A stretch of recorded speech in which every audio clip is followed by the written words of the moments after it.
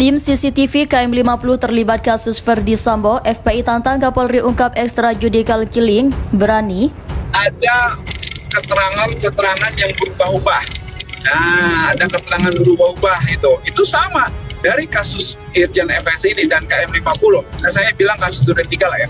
Dari kasus Duren 3 ini dan juga kasus KM50 ada keterangan yang berubah-ubah. Irisannya sama.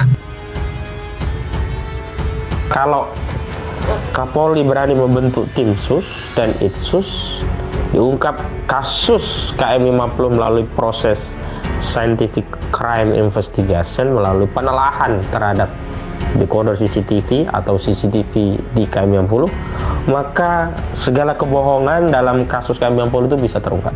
Maka Anda bukalah siapa yang mengorder untuk Anda menjalankan Satgasus ini sebagai tim eksekusi kilometer 50, yang mungkin Anda bisa bernyanyi juga. Terus terang saja bahwa target Anda adalah untuk melenyapkan Habib Rizik Syihab. Buka saja. Rekaman CCTV tidak mungkin bisa berbohong, berbeda dengan keterangan saksi.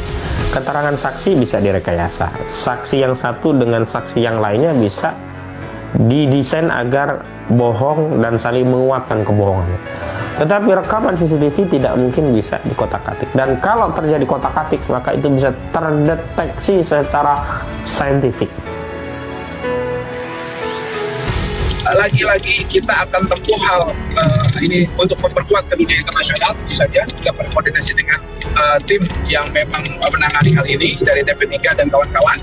Kemudian juga kita tidak henti-hentinya mendesak pihak DPR rencananya nantinya untuk membuka ulang kasus ini, ya, untuk peduli dengan kasus ini, gitu kan. Bagaimana bisa satu orang ini ternyata membuka rekayasanya, apalagi yang 6 ini udah nyata-nyata, gitu loh.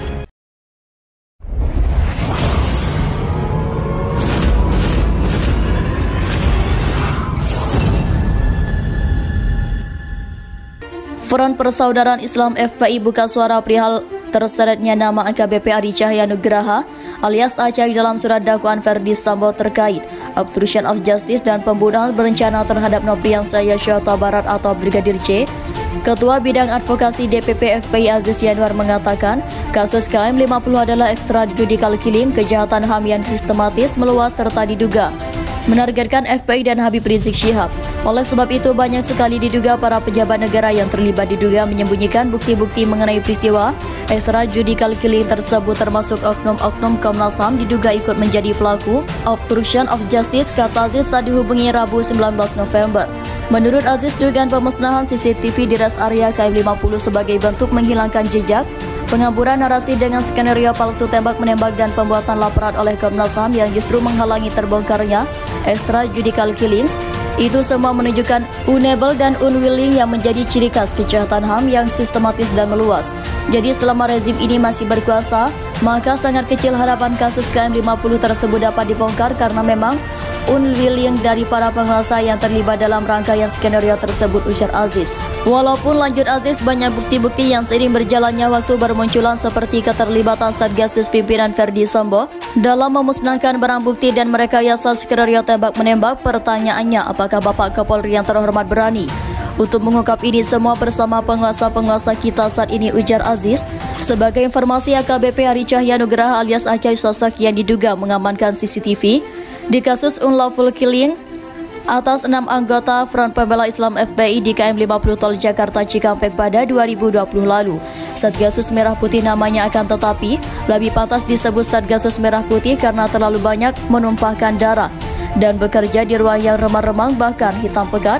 Lembaga yang bekerja bagaikan mafia ini didirikan oleh Tito Karnavian sewaktu yang bersangkutan menjadi Kapolri.